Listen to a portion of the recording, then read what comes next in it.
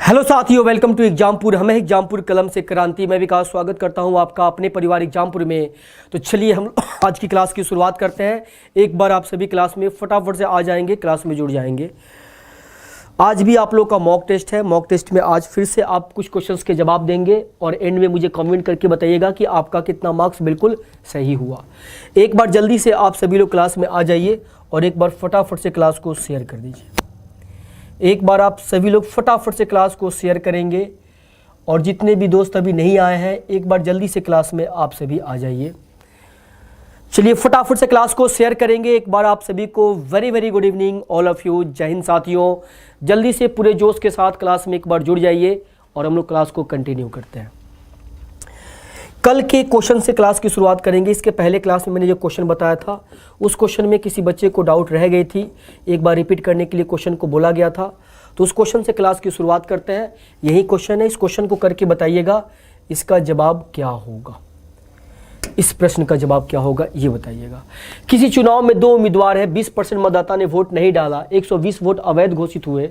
जीतने वाले प्रत्याशी को वैध मत का 41% प्राप्त हुआ और 200 वोट से जीत गया। तो बताना है कि पंजीकृत मतदाता की संख्या क्या होगी। एक प्रत्याशी को वैध मत का नहीं बल्कि मतदाता सूची का, ध्यान दीजिएगा। इसमें कई बच्चों को कन्फ्यूजन रहती है। फिर से मैं एक बार रिपीट कर देता हूँ इस क्वेश्चन को। इसके पिछले क्लास में क्वेश्चन आपका हो चुका था, कुछ बच्चों को डाउट रह गई थी, तो उसको फिर से एक बार क्लियर कर लेते हैं। देखिए ऐसे क्वेश्चन को कैसे बनाते हैं। हमने माना कि हमारे गांव में 100 लोग वोट देने वाले हैं, ठीक है। अब इस 100 लोगों में से क्या हुआ, 20% मतदाताओं ने वोट नहीं डाला। तो 20% लोगों ने वोट नहीं डाला तो मतलब कि 80 लोगों ने वोट डाला। अब जितना लोगों ने वोट डाला उसमें से 120 लोगों ने क्या कर दिया, अवैध कर दिया, गलत कर दिया। अब 120 को माइनस करना इसमें से। लेकिन हमको रियल में तो इतने लोग हमारे गांव में है नहीं। हमने माना है अगर रियल में इतने होते और इतना लोग वोट दिए होते तो उसमें से हम क्या करते, 120 माइनस कर देते। अगर हम रियल की बात करेंगे तो हमको इसमें x लगाना पड़ेगा, ये x होगा। अब हम माइनस कर सकते हैं। इतना में से कितना लोगों ने गलत वोट दिया, 120 लोगों ने। अब जो वोट आया ये वैध मत आया।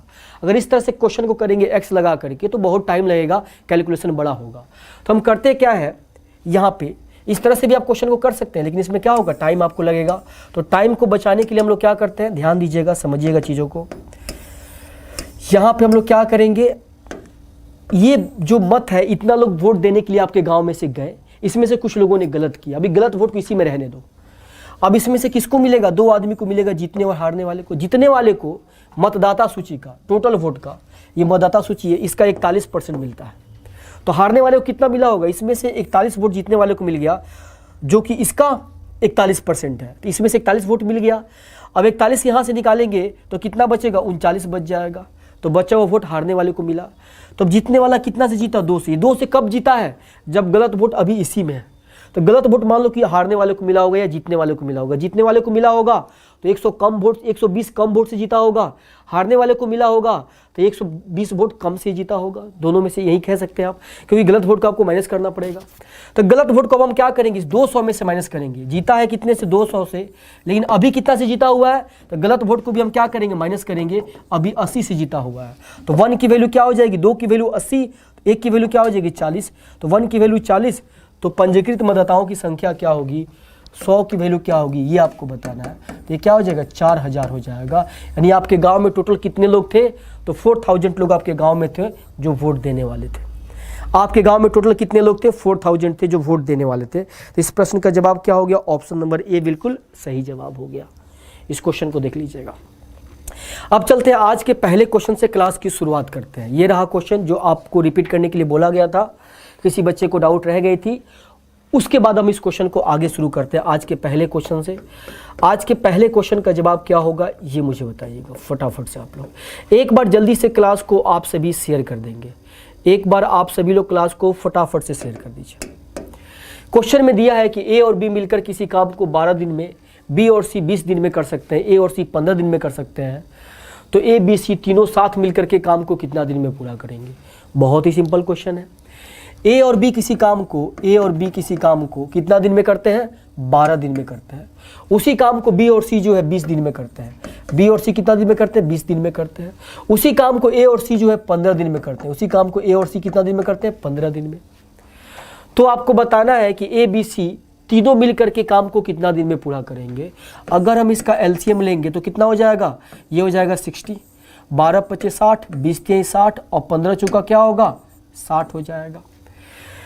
अब a प्लस बी 5 काम करते हैं एक दिन में, b प्लस सी 3 काम करते हैं, a प्लस सी 4 काम करते हैं। अब इन सबके काम को जोड़ेंगे तो 5 3 8 और 4 क्या हो गया 12, यानी a plus B, b plus C और a प्लस सी कितना काम करते हैं, तो ये काम हो गया आपको 12 काम हो गया। इसको जोड़ेंगे तो a और a 2a, b और b 2b, c और c 2c, 2 को बाहर निकालेंगे तो a plus b plus c बराबर क्या हो गया 12।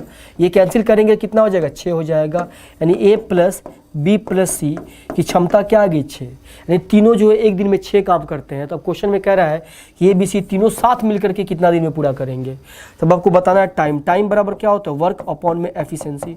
वर्क कितना है 60 और तीनों को करना है, तीनों की क्षमता क्या है 6, डिवाइड करें क्या हो जाएगा 10 हो जाएगा। 10 दिन में काम क्या होगा पूरा होगा, यानी ऑप्शन नंबर बी आपका क्या होगा बिल्कुल सही जवाब हो जाएगा। 2 नंबर क्वेश्चन का जवाब क्या होगा, ऑप्शन नंबर बी हो जाएगा। कोई भी डाउट कोई भी कंफ्यूजन हो तो एक बार फटाफट से कमेंट करके बताइए।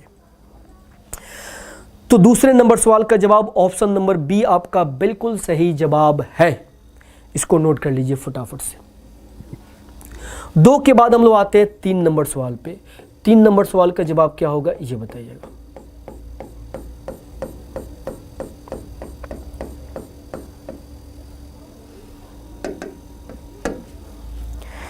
तीन नंबर क्वेश्चन में दिया है कि ए और बी ने साथ मिलकर काम शुरू किया, परंतु कुछ दिन के बाद ए काम छोड़ करके चला गया और पूरा काम 9 दिन में खत्म हुआ। ए ने कितना दिन के बाद काम छोड़ा अगर ए और बी क्रमशः 10 और 15 दिन में काम को पूरा कर सकते हैं। इस क्वेश्चन को बनाइए और बताइए इसका जवाब क्या होगा। 3 नंबर सवाल का जवाब क्या होगा ये आपको कमेंट करके फटाफट से बताना है। जल्दी और जल्दी बताएंगे इस प्रश्न का जवाब क्या होगा। ए और बी साथ मिलकर काम को शुरू करते हैं, परंतु ए कुछ दिन के बाद काम छोड़ के चला जाता है। 9 दिन तक ये काम चलता है, मतलब 9 दिन में ये काम खत्म होता है। तो ए ने कितने दिन के बाद काम को छोड़ा ये आपको बताना है। अगर ए और बी क्रमशः 10 और 15 दिन में काम को पूरा करते हैं, यानी ए जो है किसी काम को 10 दिन में पूरा करता है, उसी काम को बी जो है 15 दिन में पूरा करता है। एलसीएम लेंगे तो क्या होगा टोटल वर्क, तो टोटल वर्क आपका 30 हो जाएगा। 10 से 3 बार में, 15 से 2 बार में, 15 दूनी क्या हो गया 30। उसके बाद अब कह रहा है कि इसी काम को ए और बी साथ मिलकर शुरू करते हैं। ए और बी साथ मिलकर के शुरू करते हैं, परंतु कुछ दिन के बाद ए छोड़ के चला जाता है, कुछ दिन के बाद ए छोड़ के चला जाता है और इस तरह से काम कितना दिन में पूरा होता है 9 दिन में पूरा होता है। ए छोड़ के जाता है तो रह कौन जाता है, बी रह जाता है। यानी बी ऐसा आदमी है जो काम छोड़ के गया ही नहीं है और ए और बी साथ में शुरू किए हैं और टोटल काम 9 दिन तक हुआ है। तो ए बीच में से छोड़ के गया लेकिन बी छोड़ के गया ही नहीं है। 9 दिन तक काम हुआ है, इसका मतलब है कि बी ने कितना दिन काम किया है 9 डेज तक काम किया, 9 दिन तक काम किया है। तो बी एक दिन में 2 काम करेगा तो 9 दिन में कितना करेगा, 9 दूनी 18, यानी इस काम का 18 काम बी ने किया है। तो जो बचा हुआ काम उसने ए ने किया होगा। 18 30 में से 18 जाएगा तो 12 बचेगा। अब इस काम को ए ने किया हुआ है, इस काम को करने में टाइम कितना लगा होगा, वर्क अपॉन में क्षमता कितना ए की क्षमता क्या है 3, डिवाइड करें क्या हो जाएगा 4 हो जाएगा। यानी 4 दिन के बाद जो है ए ने काम छोड़ के चल दिया होगा। काम शुरू किए होंगे दोनों, लेकिन 4 दिन के बाद ए काम छोड़ करके चला गया होगा। देखिएगा सिंपल सा क्वेश्चन है, सरल सा क्वेश्चन है। 3 नंबर सवाल का जवाब क्या होगा, ऑप्शन नंबर बी होगा। 3 नंबर सवाल का जवाब क्या हो गया, ऑप्शन नंबर बी हो गया।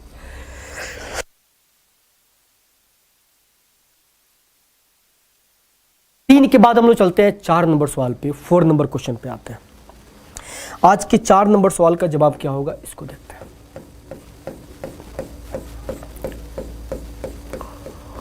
ये 4th क्वेश्चन आपके स्क्रीन पे है, इसको देखिएगा और बनाइएगा।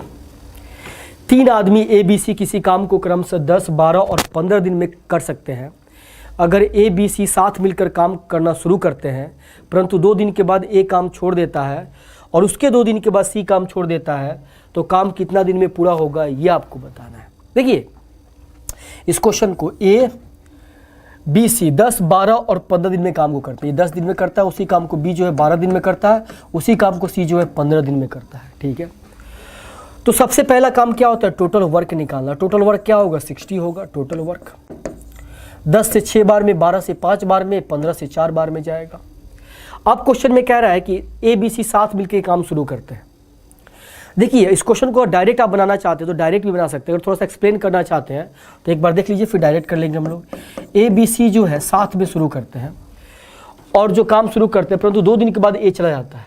2 दिन के बाद ए जाएगा, मतलब कि 2 दिन तक जो है ये सभी काम किए हैं 2 दिन तक। तो 2 दिन में कितना काम हुआ होगा? 6 5 11, 11 4 क्या हो गया 15। एक दिन में 15 होगा तो 2 दिन में 30 काम होगा। 30 काम हो गया, अब ए यहाँ से चला गया, अब बचा कौन? बी और सी। अब कह रहा है क्वेश्चन में कि उसके 2 दिन के बाद सी भी चला जाता है।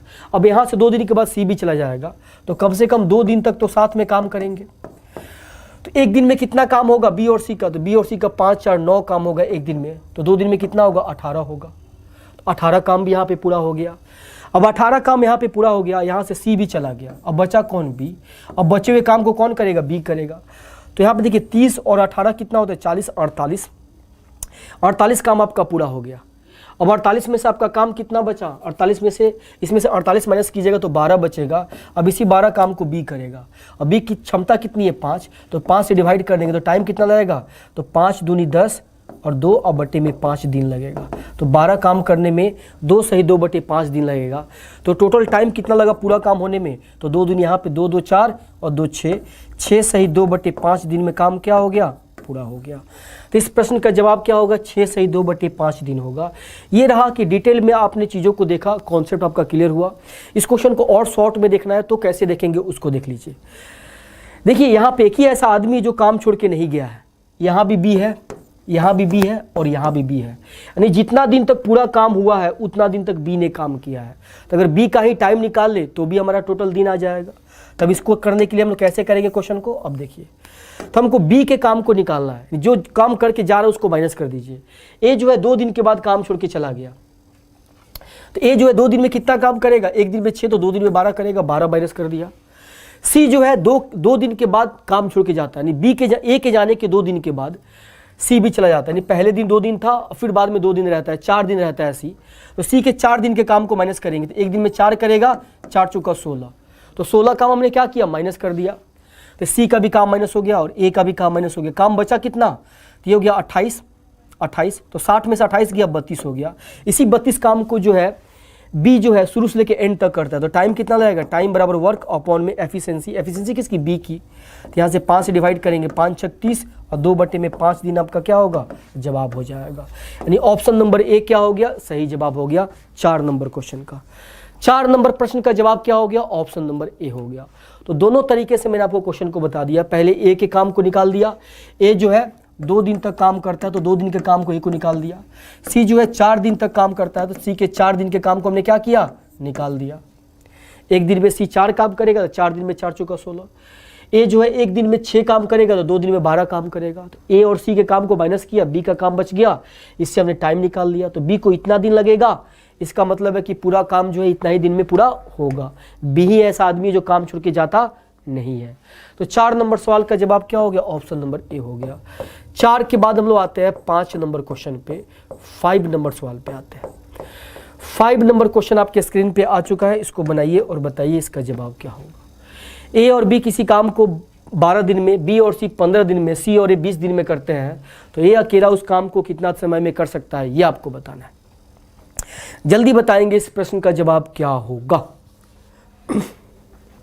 ए और बी किसी काम को 12 दिन में कर सकते हैं, बी और सी 15 दिन में कर सकते हैं, सी और ए जो है 20 दिन में काम को पूरा कर सकते हैं, तो ए अकेला उस काम को कितना दिन में पूरा करेगा, ये आपको बताना है। जल्दी बताइए इस प्रश्न का जवाब क्या होगा, ये आपको कमेंट करके फटाफट बताना है। देखिए इस क्वेश्चन को कैसे बनाएंगे, हमें पता है कि ए और बी जो है किसी काम को 12 दिन में करते हैं, उसी काम को बी और सी जब करते हैं, बी और सी तो 15 दिन में करते हैं, उसी काम को जब सी और ए करते हैं तो 20 दिन में करते हैं। तो सबसे पहले इसका एलसीएम लेंगे तो क्या आएगा? 60 आएगा टोटल वर्क। 12 25 60, अब 15 चौका 60 और 20 तिहाई 60।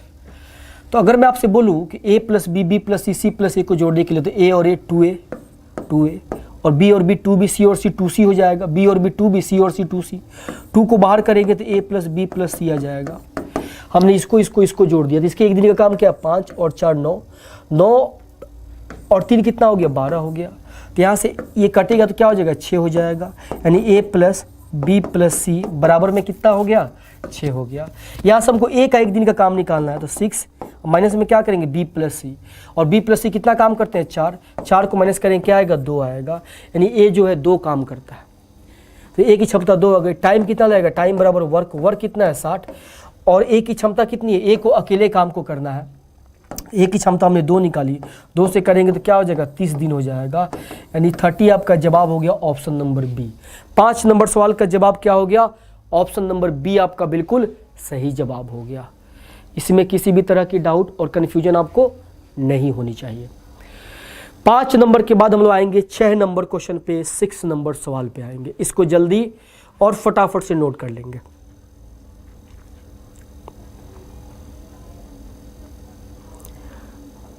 चलिए इसके बाद हम लोग आते हैं 6 नंबर क्वेश्चन पे, 6 नंबर सवाल पे आते हैं।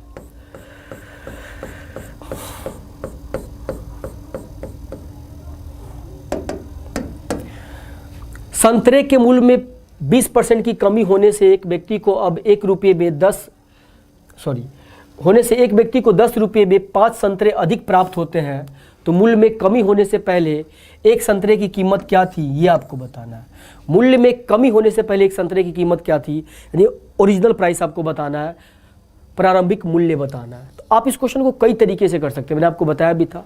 20% की कमी होती है, अगर यही कमी 100% की हो जाए, 100% की कमी हो जाए मतलब कि कितना गुना, 5 गुना, तो 5 गुना संतरा ज़्यादा मिलेगा, यानी 25 संतरे मिलेंगे। कितना में, तो जितना पैसा हमारे पास है।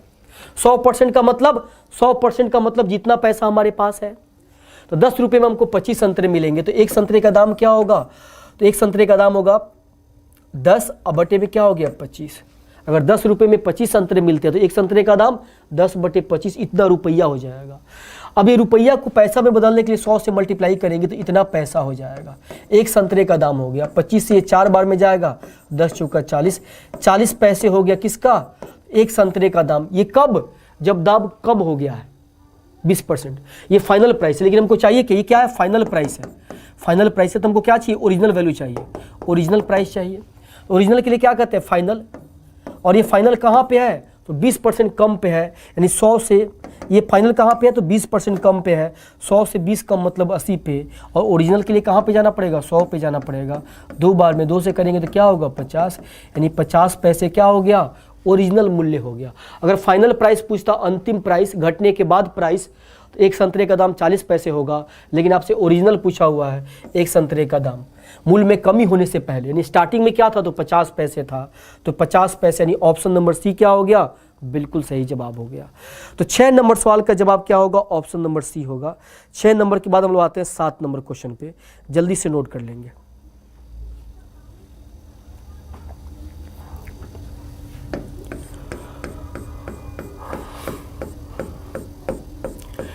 अब इसी टाइप पे भी क्वेश्चन, इस क्वेश्चन को करके बता दीजिए फटाफट से जवाब क्या होगा। शक्कर के मूल्य में 10% की कमी होने की वजह से एक व्यक्ति अब 270 रुपये में 1 किलोग्राम शक्कर ज़्यादा खरीदता है, तो शक्कर का प्रारंभिक मूल्य क्या होगा, ये आपको बताना है। शक्कर का प्रारंभिक मूल्य क्या होगा, ये आपको बताना है, जल्दी और जल्दी बताएंगे। शक्कर के मूल्य में 10% की कमी होने की वजह से एक व्यक्ति अब 270 रुपये में 1 किलोग्राम शक्कर ज़्यादा खरीद पाता है, तो शक्कर का प्रारंभिक मूल्य क्या होगा, ये आपको बताना है, जल्दी से कमेंट करके बताएंगे।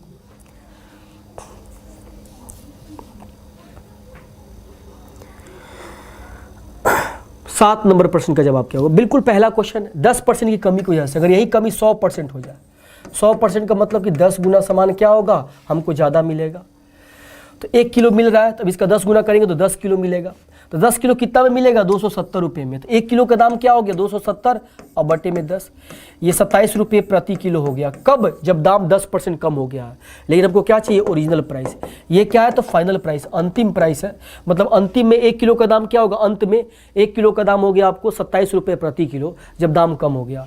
ओरिजिनल प्राइस क्या होगा 27, और ये प्राइस कहाँ पे है, 10% कम, यानी 90 पे है। ओरिजिनल के लिए 100 पे जाना पड़ेगा, 0 से 0 कट जाएगा, 9 से 3 कट जाएगा, यानी 30 रुपया प्रति किलो क्या हो जाएगा, स्टार्टिंग में दाम था। शक्कर का प्रारंभिक मूल्य क्या था, 30 रुपये प्रति किलो था, यानी ऑप्शन नंबर 20 का बिल्कुल सही जवाब हो गया 7 नंबर क्वेश्चन का। 7 नंबर क्वेश्चन का जवाब क्या होगा, ऑप्शन नंबर बी आपका बिल्कुल सही जवाब होगा। 7 के बाद हम लोग आते हैं 8 नंबर क्वेश्चन पे। इस क्वेश्चन को नोट कर लेंगे, एंड में मुझे कमेंट में जरूर करके बताइएगा कि आपका क्वेश्चन कितना सही हुआ और कितना गलत हुआ। चलिए 7 के बाद हम लोग आते हैं 8 नंबर क्वेश्चन पे। 8 नंबर सवाल का जवाब क्या होगा ये आपको बताना है। 8 नंबर क्वेश्चन का जवाब क्या होगा ये आपको कमेंट करके फटाफट से बताना है। यदि किसी बेलन के आधार के व्यास में 50% की कमी तथा इसकी ऊंचाई में 50% की वृद्धि हो जाए तो इसके आयतन में कितने परसेंट की कमी होगी ये आपको बताना है। बेलन के आधार के व्यास में 50% की वृद्धि 50% की कमी हो जाए और इसकी ऊंचाई में 50% की वृद्धि हो जाए। ठीक है, देखिए एक बात मैं आपको बता दूं, ये बेलन का व्यास का मतलब क्या होता है डायमीटर क्या हो रहा है 50% आपको बढ़ रहा है। सपोज मान लीजिए कि कोई बेलन है जिसके बेस का डायमीटर क्या दिया हुआ है, ये डायमीटर आपको दिया हुआ है, कुछ भी दिया हो, सपोज मान लीजिए कि ये 10 दिया हुआ है, टोटल कितना दिया हुआ है 10 दिया हुआ है। अगर टोटल 10 दिया रहेगा तो रेडियस क्या हो जाएगा 5 और 5, डी बराबर 10 दिया हो तो रेडियस क्या हो जाएगा 5 और 5 हो जाएगा। ठीक है, अगर मैं आपको बोलूँ कि इसको आप बढ़ा दो, इसको क्या कर दो, इसको 2 गुना कर दो या कुछ भी कर दो, ये 10 से आपने कितना कर दिया, इसको 15 कर दिया, आपने 15 कर दिया, ये आपने बढ़ा दिया, कितना परसेंट ये बढ़ा, तो आप बोलोगे सर ये बढ़ गया आपको 50% बढ़ गया। तो देखिए ये आपका बढ़ गया, इसका रेशियो निकालिएगा तो कितना आ जाएगा, इसका रेशियो निकालिएगा तो ये हो जाएगा 5 से 2 बार में और 5 से 3 बार में जाएगा, 2 और 3 का रेशियो होगा। हमने कितना बढ़ाया, इसको 50% बढ़ाया हुआ है, इसको कितना बढ़ाया हुआ है 50% बढ़ाया हुआ है। ठीक है, या फिर इसको मैं और आसान कर देता हूँ, पहले इस क्वेश्चन को समझिएगा, अभी जो मैं कॉन्सेप्ट बताने जा रहा हूँ इस कॉन्सेप्ट को समझिए। अगर आपको मैं बोलूँ कि किसी भी चीज़ का डायमीटर मान लीजिए कि पहले उसका डायमीटर था 10 मीटर था, बाद में उसका डायमीटर जो है 20 मीटर हो गया, तो ये क्या हो गया, डायमीटर की अगर मैं रेशियो की बात करूँ तो 1 रेशियो क्या हो जाएगा 2, ये व्यास की रेशियो। पहले किसी डायग्राम का किसी सर्कल का व्यास 10 था, बाद में वो 20 हो गया, तो अनुपात कितना है 1 और 2 है। ये किसका अनुपात दिया हुआ है, तो ये अनुपात डायगोनल का दिया हुआ है, व्यास का दिया हुआ है, डायमीटर का दिया हुआ है। अगर मैं आपसे पूछूं कि इसका रेडियस कितना था, पहले रेडियस की मैं बात करूं, रेडियस की, तो अगर 10 था तो 10 का आधा करेंगे तो 5 और इसका आधा करेंगे तो क्या हो जाएगा 10 हो जाएगा। तो इसका अनुपात क्या होगा, रेडियस का अनुपात क्या होगा, इसका भी अनुपात हो जाएगा 1 और 2 हो जाएगा। तो मेरे कहने का मतलब ये है कि जितना अनुपात व्यास का होगा वही अनुपात रेडियस का होता है, इसका भी अनुपात 1 और 2 है और इसका भी अनुपात 1 और 2 है। जिस अनुपात में रेडियस डायमीटर बढ़ेगा यानी आपका व्यास बढ़ेगा, उसी अनुपात में आपका क्या बढ़ेगा, रेडियस बढ़ेगा।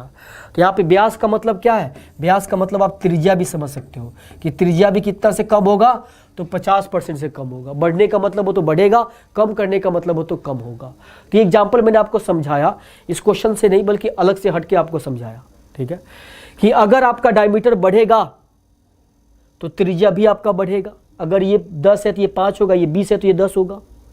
तो जो अनुपात इसका होगा वही अनुपात इसका होगा, जो अनुपात व्यास का होगा वही अनुपात त्रिज्या का होगा। ये चीज़ आपको बताना चाह रहा हूँ, नहीं तो आप बच्चों को कन्फ्यूजन हो जाती है। बच्चे कहते हैं सर ये व्यास का अनुपात है तो आपने त्रिज्या का क्यों कर दिया। तो व्यास की जगह पे आप क्या कर सकते हैं, त्रिज्या भी आप समझ सकते हैं कि त्रिज्या भी 50% बढ़ेगा।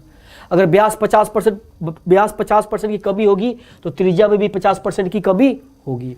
अगर व्यास 50% बढ़ेगा तो त्रिज्या भी 50% बढ़ेगा, लेकिन यहाँ पे कमी दिया हुआ है। तो देखिए सबसे पहले आपको बताना है कि आयतन में क्या कमी होगी। आयतन का मतलब क्या होता है, जो बेलन का आयतन होता है वो होता है आयतन बराबर, बेलन का जो आयतन होता है वॉल्यूम बराबर होता है पाई r²h। ये कांस्टेंट ये दिया था, इसकी वैल्यू बदलेगी नहीं, तो इसको रखने की कोई रिक्वायरमेंट नहीं, इसको छोड़ दीजिए। वॉल्यूम किस पे डिपेंड करेगा, तो r² और h पे डिपेंड करेगा। इसमें वेरिएबल क्या है जो बदल सकता है, r और h है। r के बारे में दिया है कि 50% बढ़ जाता है, व्यास 50% बढ़ेगा मतलब कि त्रिज्या भी 50% बढ़ जाएगा। 50% का फ्रैक्शन क्या होता है, 1/2, यानी पहले त्रिज्या 2 थी तो बाद में क्या हो गई, कम होता है। ध्यान दीजिएगा बार बार, ये कम दिया हुआ है, कम का मतलब ये 2 था तो 1 कम हो गया तो बाद में क्या हो गया 1 हो गया, ये क्या हो गया 1 हो गया। यहाँ पे कम दिया हुआ है, बार बार हम लोग क्या कर रहे हैं, अधिक कह रहे हैं, ये कम दिया हुआ है। तो त्रिज्या पहले 2 थी तो 50% कम हो गई मतलब कि 1 हो गई। अब हाइट के बारे में दिया कि 50% की वृद्धि हो जाती है, यानी हाइट पहले 2 था, 1 बढ़ गया 3 हो गया। हाइट में इंक्रीमेंट हो रही है, त्रिज्या में डिक्रीमेंट हो रही है।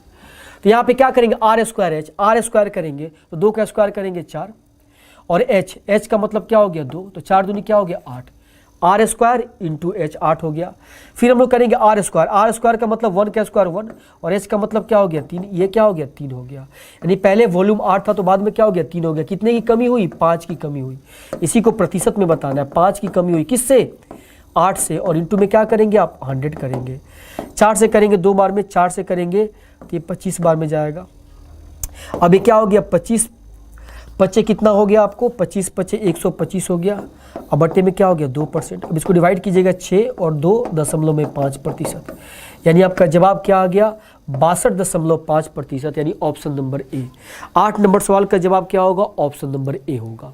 तो ध्यान दीजिएगा, बिल्कुल सरल क्वेश्चन है लेकिन बहुत इंपॉर्टेंट क्वेश्चन है। बच्चे अक्सर गलत कर देते हैं क्वेश्चन को। कई बच्चे यहाँ पे व्यास में कन्फ्यूजन में आ जाते हैं। जो रेशियो व्यास का होगा वही रेशियो किसका होगा, तो त्रिज्या का भी होगा। रेशियो क्या होगा, दोनों का बराबर होगा। तो अगर व्यास में 50% की कमी होगी तो त्रिज्या में भी 50% की कमी होगी। तो त्रिज्या में कमी कर दी और ऊंचाई में, हाइट में इंक्रीमेंट कर दी, तो बताना है कि बेलन के आयतन में क्या परिवर्तन होगा। तो बेलन की आयतन कितनी कम हो जाएगी, तो 62.5% कम हो जाएगी। 8 नंबर का जवाब हो गया ऑप्शन नंबर ए। 8 के बाद हम लोग आते हैं 9 नंबर सवाल पे। 9 नंबर क्वेश्चन का जवाब क्या होगा ये बताइएगा।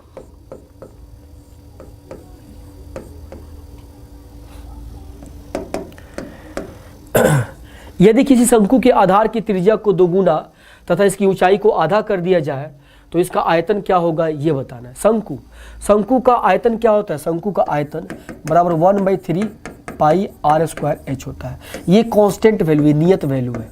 ये क्या है, नियत वैल्यू है। तो इस पे तो आयतन डिपेंड करेगा नहीं, आयतन किस पे डिपेंड करेगा, r² h पे डिपेंड करेगा। और इसमें बदल क्या सकता है, तो r और h बदल सकता है। और इसके बारे में क्वेश्चन दिया हुआ है, जल्दी से करके बताएंगे इसका जवाब क्या आएगा। ये बहुत इंपॉर्टेंट क्वेश्चन है, ध्यान दीजिएगा। बहुत ही आसान, बहुत ही इंपॉर्टेंट क्वेश्चन है। बच्चे ऐसे क्वेश्चंस को अक्सर गलत कर देते हैं। पहले भी आपको ये क्वेश्चंस पढ़ाया जा चुका है। एक बार जल्दी से आप लोग कमेंट करके बताएंगे कि इस प्रश्न का जवाब क्या होगा। 9 नंबर सवाल का जवाब क्या होगा, जल्दी और जल्दी बताएंगे। देखिए इस क्वेश्चन को, आर के बारे में क्या क्या, शंकु के आधार की त्रिज्या को 2 गुना कर दिया जाए। 2 गुना का मतलब पहले 1 था तो बाद में 2 कर दिया गया, 2 गुना कर दिया गया। उसके बाद ऊंचाई को आधा कर दिया जाए, 2 था तो आधा कर दिया गया तो 1 हो गया। आधा कर दिया जाए तो इसका आयतन क्या होगा ये बताना। आयतन क्या होगा, r² का मतलब 1 और इंटू में h यानी 2, ये क्या हो गया 2। अब r², 2 दूनी 4 और h की वैल्यू क्या है 1, तो 1, ये क्या हो गया 4 हो गया। पहले 2 था अब 4 हो गया। आयतन कितना बढ़ा, 2 बढ़ा। 2 में 2 की वृद्धि मतलब 100% की वृद्धि। 2 जो है 2 का कितना परसेंट है, परसेंटेज के लिए 100 से मल्टीप्लाई करेंगे, ये और ये कट जाएगा, बराबर में 100% बचेगा। यानी 100% का इंक्रीमेंट हुआ है। पहले आयतन 2 था तो बाद में 4 हो गया। नियत वैल्यू को लेने की कोई रिक्वायरमेंट नहीं, नियत वैल्यू यहाँ भी आएगा और यहाँ भी आएगा, बाद में ऊपर और नीचे कट जाएगा, तो रखने से कोई फायदा नहीं है, इसको हटा देते हैं। तो आपका जवाब क्या हो गया, 100% इंक्रीमेंट होगा। कितने का इंक्रीमेंट होगा, 100% का। r² इंटू एच, आर की वैल्यू 1 तो 1 का स्क्वायर करेंगे तो 1 और इंटू एच 2। r², 2 दूनी 4 और ये 1 तो 4 इंटू 1 तो 4 हो गया। तो 2 पे 2 का इंक्रीमेंट मतलब कि क्या हो गया, 100% का इंक्रीमेंट हुआ। इसके बाद आते हैं हम लोग 10 नंबर सवाल पे।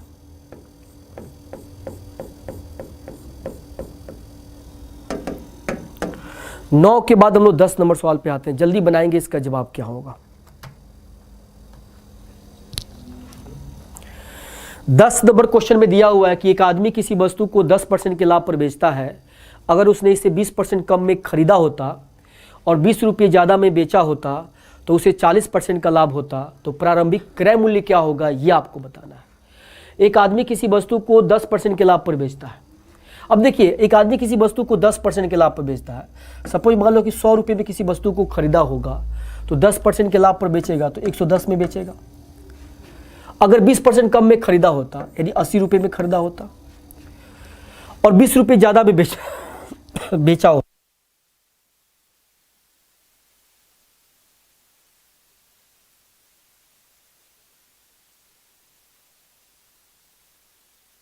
ये हमारे अकॉर्डिंग वैल्यू और 20 क्या दिया हुआ है, रियल में दिया हुआ है। तो पहले 100 रुपये में खरीदा था, 10% के लाभ पर बेचा, ये आपका विक्रय मूल्य हो गया। अब खरीदा 80 रुपये में, फिर दोबारा में बेचा, अब बेचा तो उसको कितने का लाभ हुआ, 40% का। तो इस पे कितने का लाभ हुआ है, प्रॉफिट हुआ है 40% का। 40% का मतलब क्या हो गया, 8 का 32 रुपये का। 32 ज़्यादा करेंगे तो 112 हो जाएगा। यानी पहले विक्रय मूल्य क्या था 110, अब विक्रय मूल्य क्या हो गया 112। ये आपका क्या हो गया, विक्रय मूल्य हो गया।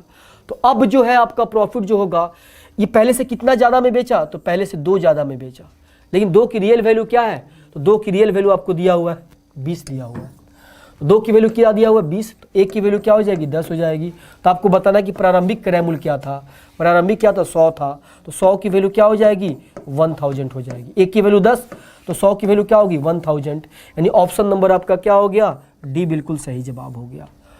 तो 10 नंबर सवाल का जवाब क्या हो गया, ऑप्शन नंबर डी आपका बिल्कुल सही जवाब है। तो प्रारंभिक क्रय मूल्य क्या होगा ये आपसे पूछा गया है। 10 के बाद हम लोग आते हैं 11 नंबर प्रश्न पे। 10 के बाद किस पे आएंगे, 11 नंबर प्रश्न पे आएंगे।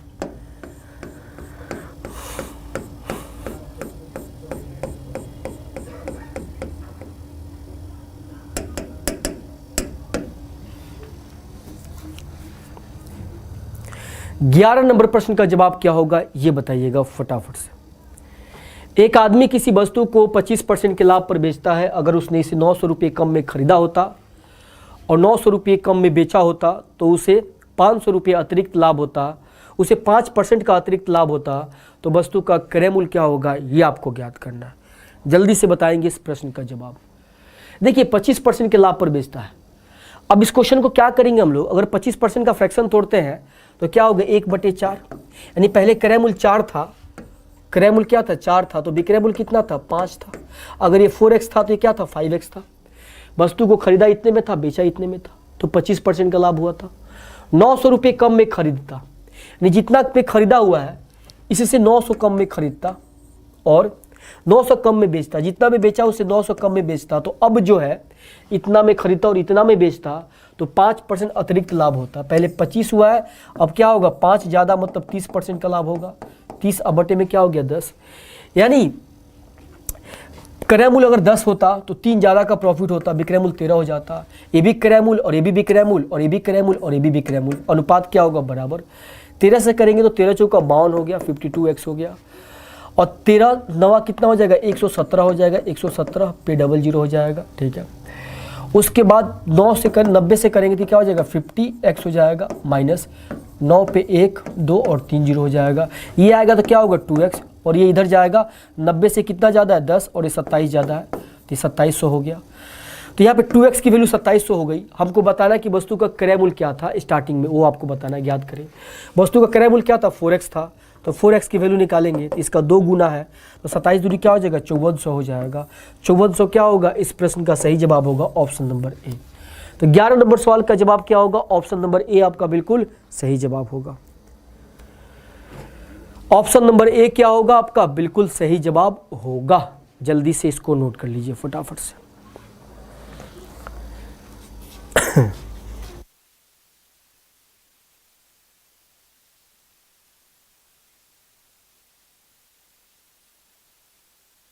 ग्यारह के बाद हम लोग आएंगे 12 नंबर सवाल पे, 12 नंबर क्वेश्चन पे। 12 नंबर क्वेश्चन का जवाब क्या होगा उसको देखते हैं।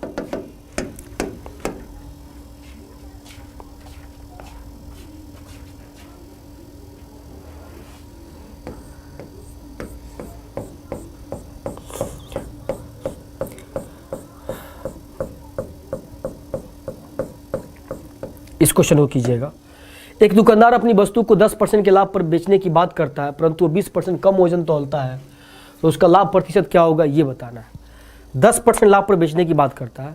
हमने माना कि दुकानदार जो है 100 ग्राम वस्तु जो है 100 रुपये में खरीदता है, 100 रुपये में खरीदता है। 1 ग्राम वस्तु का क्रय मूल्य क्या हो जाएगा 1 रुपया हो जाएगा, ठीक है। तो यहाँ पे आपने देखा कि 100 ग्राम वस्तु को दुकानदार ने 100 रुपये में खरीदा, जितना खरीदा है उसको 20% के लाभ पर बेचने की बात करता है, यानी बोलता है कि हम 120 रुपये में बेच देंगे। बेचना 120 रुपये में था 100 ग्राम वस्तु को, लेकिन 20% कम वजन दिया, यानी 80 ग्राम दिया। तो 80 ग्राम को खरीदा कितने में होगा, 1 ग्राम को 1 रुपये में खरीदा है, 80 ग्राम को 80 रुपये में खरीदा होगा। 80 के सामान को 120 में बेचा तो प्रॉफिट कितने का हो गया 40 का। अगर आपको प्रॉफिट परसेंट बताना है तो 40 की प्रॉफिट हुई किस पे 80 पे, और इंटू में क्या करेंगे आप 100 करेंगे। 40 एक बार में, 2 बार में, 2 से करेंगे क्या होगा 50 हो जाएगा। जवाब क्या हो जाएगा 50%। तो यहाँ पे जवाब क्या हो गया 50% हो गया। 10% के लाभ, अच्छा यहाँ पे ध्यान दीजिएगा 10% के लाभ पर बेचने की बात करता है। यहाँ पे हमने क्या कर दिया है 20% कर दिया है। यहाँ पे आपका जवाब क्या हो जाएगा गलत हो जाएगा, इस तरह से बनाइएगा तो इसको ध्यान दीजिएगा। यहाँ पे बस आपको चेंज करना है। एक दुकानदार अपनी वस्तु को 10% के लाभ पर बेचने की बात करता है, 100 में बेचा हुआ है तो 10% के लाभ मतलब 110 में बेचेगा। तो 110 में उसको 100 ग्राम बेचना था, लेकिन बेचते समय क्या किया, 20% वजन कम कर दिया, यानी 80 ग्राम वस्तु को दे दिया। 80 ग्राम वस्तु को 100 रुपये में बेचा, तो 80 ग्राम खरीदा कितना में, तो 1 ग्राम वो 1 रुपये में खरीदता है, तो 80 ग्राम 80 रुपये में, तो यहाँ पे प्रॉफिट कितने का हुआ, 30 रुपये का हुआ। अब प्रॉफिट परसेंट आप निकालेंगे तो 30 का प्रॉफिट हुआ किस पे, 80 पे, और इंटू में क्या, तो आपका 100 हो गया, ये कट जाएगा।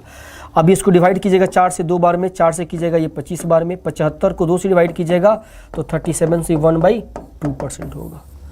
75 को जब 2 से डिवाइड कीजिएगा क्या हो जाएगा, 25 थी, 75 को 2 से डिवाइड कीजिएगा तो 37.5, मतलब कि आपका ये जवाब सही होगा, ऑप्शन नंबर ए। 12 का जवाब क्या हो गया, ऑप्शन नंबर ए हो गया। इस क्वेश्चन को फटाफट से नोट कर लीजिए। 12 नंबर सवाल का जवाब क्या हो गया, ऑप्शन नंबर ए आपका बिल्कुल सही जवाब हो गया। 12 के बाद हम लोग आते हैं 13 नंबर क्वेश्चन पे, 13 नंबर सवाल पे आते हैं। 13 नंबर प्रश्न का जवाब क्या होगा, ये मुझे बताइएगा। 13 नंबर प्रश्न का जवाब क्या होगा।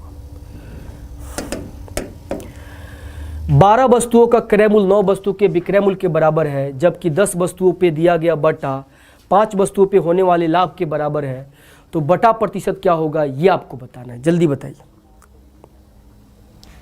12 वस्तुओं पे दिया गया क्रय मूल्य 9 वस्तु पे होने वाले विक्रय मूल्य के बराबर है। इस क्वेश्चन का जवाब क्या होगा, ये जल्दी से आप कमेंट करके बताएंगे फटाफट से। 12 वस्तुओं का क्रय मूल्य 9 वस्तु के विक्रय मूल्य के बराबर है।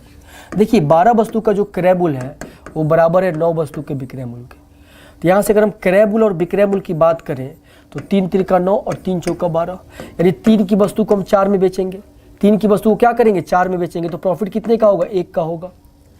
अब कह रहा है क्वेश्चन में कि 10 वस्तु पे जो छूट दिया गया है 5 वस्तु पे होने वाले लाभ के बराबर है। 10 वस्तु पे जो हमने डिस्काउंट दिया है वो 5 वस्तु पे होने वाले प्रॉफिट के बराबर है। तो डिस्काउंट और प्रॉफिट का अनुपात निकालेंगे तो 5 से 1 बार में, 5 से 2 बार में, 1 बटे क्या हो गया, 2 हो गया, 1 बटे क्या हो गया, 2 हो गया। तो आपको बताना है कि बटा प्रतिशत क्या होगा, डिस्काउंट परसेंट। तो डिस्काउंट परसेंट आप तभी निकाल सकते हैं जब आपको डिस्काउंट पता हो और आपको मार्क प्राइस पता हो, उसके बाद 100 से मल्टीप्लाई कीजिएगा तो डिस्काउंट परसेंट निकल जाएगा। ये चीज़ आपको पता होना चाहिए। तो डिस्काउंट तो आपको पता है कि डिस्काउंट 1 है, लेकिन आपको क्या पता नहीं है, मार्क प्राइस। तो मार्क प्राइस आप कैसे पता करेंगे, ये करना है। देखिए सबसे पहली चीज़ में यहाँ पे देखना होगा, क्या ध्यान देना होगा, यहाँ पे प्रॉफिट आपका 2 है और यहाँ पे प्रॉफिट 1 है। एक ही क्वेश्चन में प्रॉफिट अलग अलग है, तो सबसे पहला काम प्रॉफिट को बराबर करना होता है। चाहे कुछ भी कीजिए, दोनों को बराबर कीजिए। दोनों को बराबर करने का तरीका क्या है, यहाँ पे ऊपर से 2 से मल्टीप्लाई करिए, नीचे भी 2 से, कट गया, जो था वही आएगा। लेकिन फ़ायदा क्या हो गया, 6 और 8, यानी क्रय मूल्य 6 रुपया था तो विक्रय मूल्य कितना था, 8। अब प्रॉफिट कितने का हो गया, अब 2 का हो गया। अब बिल्कुल सही है। अगर मैं आपसे बात करूँ मार्क प्राइस की, तो मार्क प्राइस बराबर क्या होता है, डिस्काउंट अब प्लस में सेलिंग प्राइस। और डिस्काउंट कितना दिया हुआ, 1 दिया हुआ है, और विक्रय मूल्य कितना है, 8 है, 8 है, तो कितना हो जाएगा, 9 हो जाएगा। अब डिस्काउंट परसेंट आपसे पूछा जाए तो डिस्काउंट कितना है, 1, और मार्क प्राइस कितना है, 9, और इंटू में क्या करेंगे, 100 से मल्टीप्लाई करेंगे तो क्या हो जाएगा, 9 से 1 बार में, यानी 1.11% आपका जवाब हो गया, ऑप्शन नंबर ए। 13 नंबर सवाल का जवाब क्या हो गया, ऑप्शन नंबर ए हो गया। 13 नंबर सवाल का जवाब क्या हो गया, ऑप्शन नंबर ए हो गया। इसमें कोई डाउट हो तो कमेंट करेंगे।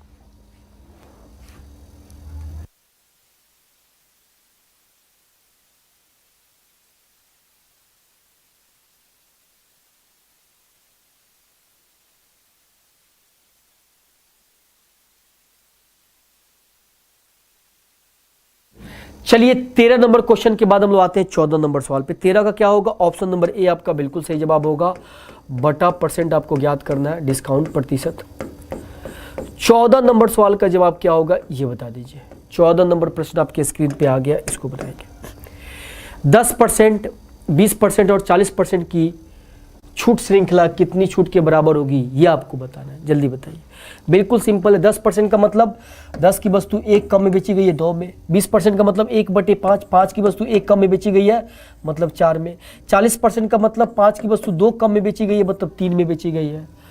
तो देखिए क्रॉस में कुछ कटने वाला तो कटा दीजिए, 2 से ये कटेगा कितनी बार में, ये कट जाएगा 5 बार में, और कुछ नहीं कटेगा। 50, 25, 25, 25, 125, 9 दूनी 18, 18 थी क्या हो गया 54, यानी 125 रुपये पे जब हमने 3 बार डिस्काउंट दिया तो 54 में बेचा, तो डिस्काउंट कितने का दिया 1, अब 12 में से 5 गया 7, 71 का डिस्काउंट दिया, तो डिस्काउंट परसेंट कितना हो जाएगा 71 अपॉन में क्या 125 और इंटू में क्या हो गया 100 हो गया।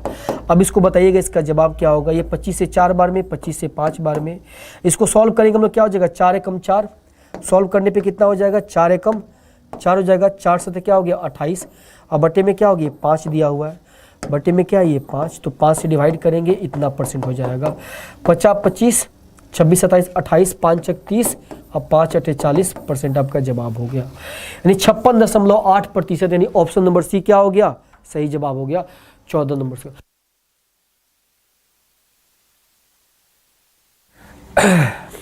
चलिए, तो इसका जवाब क्या हो गया 56.8। अब इसी कॉन्सेप्ट पे एक क्वेश्चन मैं आपको दूंगा, अब उस क्वेश्चन को करके आप बताइएगा कि उसका जवाब क्या होगा, ठीक है। 14 नंबर सवाल का जवाब क्या होगा, ऑप्शन नंबर सी 56.8% आपका जवाब हो गया। 14 के बाद हम लोग आते हैं 15 नंबर सवाल पे। अब इस 15 क्वेश्चन में आपने कितना सही करके बताया, ये मुझे एंड में जरूर कमेंट करके आप लोग बताइएगा कि 15 में आपका कितना जवाब सही रहा। 16 से 2/3, 33 से 1/3, 66 से 2/3% की श्रृंखला, छूट श्रृंखला की एकल छूट क्या होगी, मतलब इस तीनों के बदले दुकानदार एक छूट आपको क्या दे ये आपको बताना है। इस तीनों के बदले दुकानदार आपको एक छूट क्या दे इसके बारे में बताना है, जल्दी से कमेंट करके बता दीजिए। 15 नंबर सवाल के जवाब क्या हो। देखिए इसका फ्रैक्शन क्या होता है, तो देखिए 16 सही 2/3% का फ्रैक्शन 1/6 होता है, 1/6। उसके बाद 33 सही 1/3% का मतलब क्या होता है 1/3, और 66 सही 2/3% का मतलब क्या होगा, इसका 2 गुना है, तो इसका 2 गुना करेंगे तो 2/3 हो जाएगा। तो 6 पे 1 का छूट दिया गया है मतलब 5 में बेचा गया है, 3 पे 1 का छूट दिया गया मतलब 2 पे बेचा गया है, और 3 पे 2 का छूट दिया गया मतलब कि 1 में बेचा गया है। कुछ कटने वाला हो तो कटा दीजिए, ये 3 बार में, 1 बार में, 2 से 3 बार में, 3 3 9 3 27, 27 की वस्तु को 5 रुपये में हमने बेच दिया, 5 एकम 5, 5 एकम 5, यानी 27 रुपये अंकित मूल्य था, तो 5 रुपये उसका विक्रय मूल्य हो गया। डिस्काउंट कितने का दिया हमने 22 रुपये का डिस्काउंट दिया। अगर मैं डिस्काउंट परसेंट आपसे पूछूं तो 22 का डिस्काउंट दिया किस पे 27 पे, और इंटू में क्या होगा 100 होगा, यही डिस्काउंट परसेंट होगा।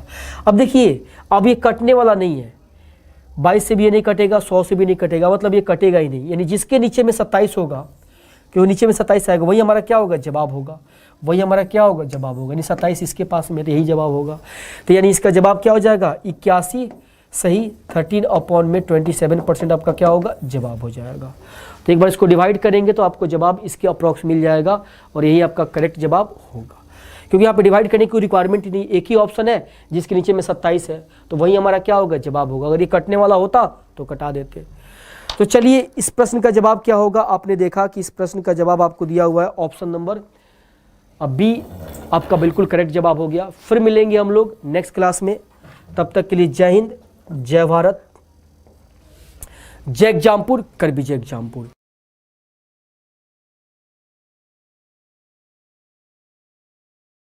फटाफट से कमेंट करके आप लोग जरूर बताइएगा कि आप लोगों का 15 में कितना जवाब बिल्कुल सही हुआ।